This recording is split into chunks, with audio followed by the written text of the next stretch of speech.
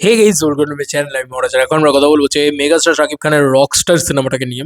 বন্ধুরা, রকস্টার সিনেমাটার একটা ভয়ানক আপডেট এরকমভাবে এসছে। প্রথমত তো কাস্ট অ্যান্ড ক্রিউ নিয়ে আপডেট এসছে, সেগুলো পড়ছি। তার পরবর্তীতে আমরা আরও কিছু আপডেটস দেবো, যেরকম ধরো গান নিয়ে আপডেট। তো প্রথমত গানের আপডেটটা দিই, এটা নিয়ে আমরা এক্সাইটেড তো গান নিয়ে। তো মিউজিক লাইনে শক্তিশালী লাইন আপ রকস্টার সিনেমায় অঙ্কন কুমার, তানভীর ইরফান এবং হাবিব ওয়াহিদ। তো বোঝাই যাচ্ছে যে এই তিনটে নামই আমরা খুব খুব স্পেশাল, খুবই পরিচিত। তানভীর ইরফান তার মধ্যে আমার কাছে একটু বেশি স্পেশাল, ঠিক আছে।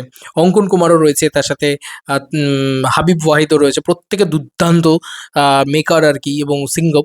তো বোঝাই যাচ্ছে যে এই অ্যালবাম, এই যে লেখা হয়েছে এমনটা হলে রকস্টারের অ্যালবাম প্রায় নিশ্চিত ব্লাস্ট। কারণ রকস্টার ব্লাস্টই হতে আসছে, এটুকু তো বোঝাই যাচ্ছে যে গানগুলো সলিড হতে চলেছে। মেগাস্টারের এই লুক দেখে অনেকেই ফিদা হয়েছেন, অনেকেই পাগল হয়েছেন, অনেকেই বলেছেন ওয়াও কি লাগছে শাকিব খানকে। সেই জিনিসটা কিন্তু এটা বোঝাই যাচ্ছে যে এই যে লেখা হয়েছে যে আজকে এই দিনে 47 বছর, কালকে মেগাস্টারের জন্মদিন ছিল, 47 বছরে পা দিলেন মেগাস্টার শাকিব খান। কিন্তু রকস্টারের ফার্স্ট লুক পোস্টার দেখে মনে হলো 22 বছরের টকবগে তরুণ। এই মানুষটার ডেডিকেশন অন্য লেভেলের রে ভাই, এটা হচ্ছে বিষয়। যাই হোক, আপাতত আরও কিছু আপডেটস তোমাদেরকে দিই। Meet the power house crew behind Rockstar. কী কী পাওয়ার হাউস আছে দেখি। পরিচালনায় আসমান রুশো, চিত্রনাট্য লিখছেন নুসরাত ইসলাম মাটি, সংলাপে রয়েছেন স্বাধীন আহমেদ এবং সামিউল ভূঁইয়া, পোশাক পরিকল্পনায় রয়েছেন সাফিয়া সাথী এবং চিত্রগ্রহণে রয়েছেন আব্দুল মামুন, প্রোডাকশন ডিজাইনে তারেক বাবলু এবং মেকআপে অমিত আম্বারকর। তো আবারও কিন্তু এটা বলাই চলে যে অ্যানিমালের যে কস্টিউম ডিজাইনার বা মেকআপ আর্টিস্ট, তিনি কিন্তু আবার এই যে অমিত আম্বারকর, উনি কিন্তু আবারও কিন্তু মেগাস্টারের সাথে কাজ করছেন। তো বোঝাই যাচ্ছে যে আবারও কিন্তু মানে অমিত আম্বারকরের কাজ কিন্তু শাকিব খানের খুব পছন্দ হয়েছে।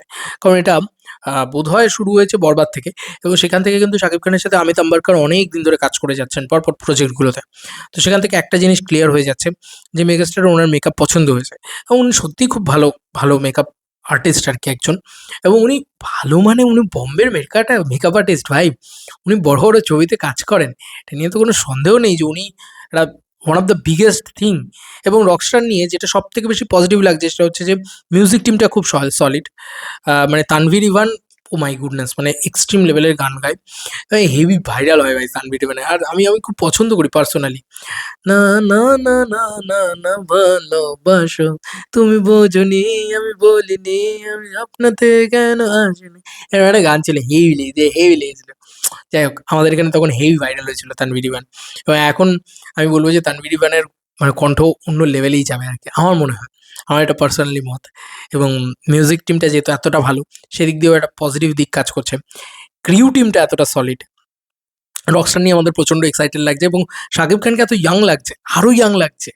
তো এই ছবিটা জেনজিদের ভালো লাগতে চলেছে আমার মন বলছে, এবং এটা তরুণ তরুণীদের একদম মন ছুঁয়ে যাবে। আর তরুণীরা তো ক্রাশ খাবেই খাবে মেগাস্টারের প্রতি আবারও। চলো বন্ধুরা, নতুন কোনো ভিডিওতে দেখা হবে। Bye bye.